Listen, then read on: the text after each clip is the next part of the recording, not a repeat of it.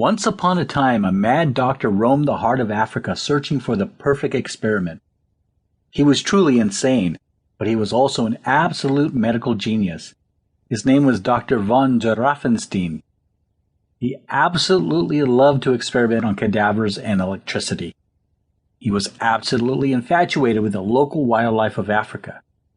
He especially loved giraffes. He liked how tall they were and how big they were. He also loved wolves, but he also liked human cadavers. He loved how sharp the fangs were inside of a wolf's mouth. One night, the mad genius had a very strange and mysterious dream. In that dream, the madman had dreamt that he had created a vicious beast and was part giraffe and part man, along with some wolf in it. After that strange dream, he was absolutely infatuated with creating such a beast. He was so infatuated he could never sleep, until he figured out a way to make his dream come true. Some say he took insanity to a whole new level. He was so infatuated with this endeavor that he worked endlessly and tirelessly. He created a large laboratory on the outskirts of a remote African village.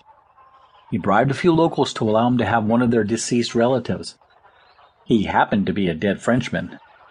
The mad doctor also collected the dead body of a very large giraffe, along with the mouth of a rabid and vicious wolf.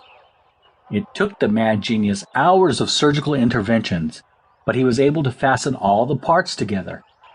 When he was completed with this evil and dastardly operation, a storm broke out.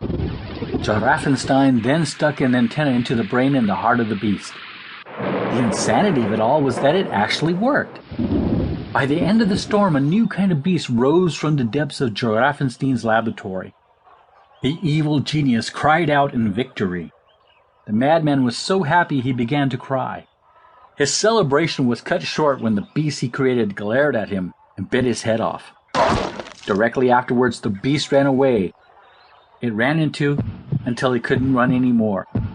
The beast wasn't sure what it was. The beast was confused, but it was also full of anger. A few villagers had witnessed seeing the beast run out of the mad genius's laboratory.